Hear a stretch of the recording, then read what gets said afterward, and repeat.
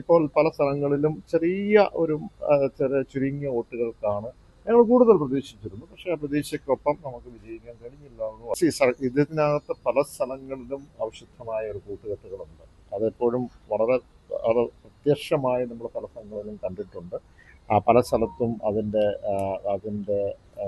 അതിൻ്റെ ഡീറ്റെയിൽസുമായിട്ട് രാഷ്ട്രീയ പ്രസ്ഥാനങ്ങൾ ഇടതുപക്ഷ ജനാധിപത്യ മുന്നണി തന്നെ മുന്നോട്ട് വന്നിട്ടുണ്ട്. അപ്പോൾ ഇത് വികസനവുമായി ബന്ധപ്പെട്ട് കാര്യങ്ങൾ ചോദിക്കുകയാണെങ്കിൽ ഏത് തരത്തിലാണ് വികസനം പുറകോട്ട് പോയത്? അത് ക്ഷേമ പെൻഷനാകട്ടെ, അല്ലെങ്കിൽ അടിസ്ഥാന സൗകര്യം, ഇതിലെല്ലാം മുന്നിൽ നിന്നിട്ടുണ്ട്. അപ്പോൾ ഏതെങ്കിലും എവിടെയെങ്കിലും പുറകോട്ട് പോയിട്ടുണ്ടെങ്കിൽ അതെടുത്ത് പരിശോധിക്കണമല്ലോ. അതിനുള്ള വാഗ്ദാനങ്ങൾ എന്നുള്ളതല്ല, അത് അർഹതപ്പെട്ട അതല്ലേ. പലപ്പോഴും UDF തന്നെ ഇപ്പോൾ ക്ഷേമ പെൻഷൻ കൊടുത്തത് കൈക്കൂലിയാന്ന് പറഞ്ഞാൽ നമുക്ക് അത് സ്വീകരിക്കാൻ പറ്റുമോ? ഇല്ലല്ലോ. അപ്പോൾ ഏതൊക്കെയാലും LDFന്റെ യോഗങ്ങളുണ്ട്, അത് അടുത്ത ദിവസം തന്നെയുണ്ട്. തീർച്ചയായും ഈ കാര്യങ്ങൾ നമ്മൾ ചർച്ച ചെയ്യും.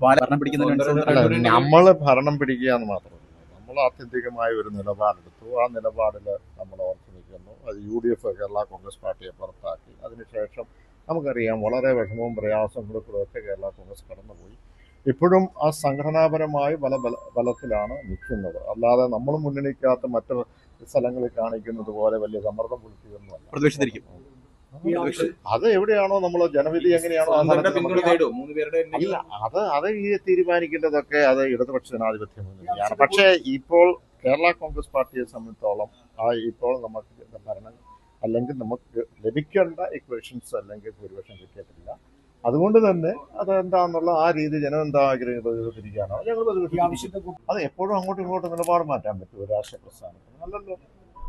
ഇപ്പൊ എത്രയോ മുന്നണികൾ ഇപ്പൊ കഴിഞ്ഞ പ്രാവശ്യം ഞങ്ങൾ ഈ മുന്നണിയുണ്ട്, ഈ പ്രാവശ്യം ആ മുന്നണിയിലേക്ക് പോകാം. അങ്ങനെ ഒരു ഞാൻ കൃത്യമായിട്ട് പറഞ്ഞല്ലോ, കേരള കോൺഗ്രസ് ഒറ്റ നിലപാടുള്ളൂ, അത് ഇടതുപക്ഷത്തിനോടൊപ്പമാണ്. ആ നിലപാടിൽ തന്നെ ഉറച്ചു നിൽക്കും. അതിനകത്ത് വിജയവും പരാജയവും ഉണ്ടാവും. ആ വിജയം ഉണ്ടാകുമ്പോൾ എല്ലാം നമ്മുടേത്, പരാജയം ഉണ്ടാകുമ്പോൾ എല്ലാം അപ്പുറത്ത്. ഏറ്റവും പുതിയ വാർത്തകളും വിശേഷങ്ങളും വിരൽ തുമ്പിലറിയാൻ സീ മലയാളം ന്യൂസ് എല്ലാ ഡിജിറ്റൽ പ്ലാറ്റ്ഫോമുകളിലും ലഭ്യം.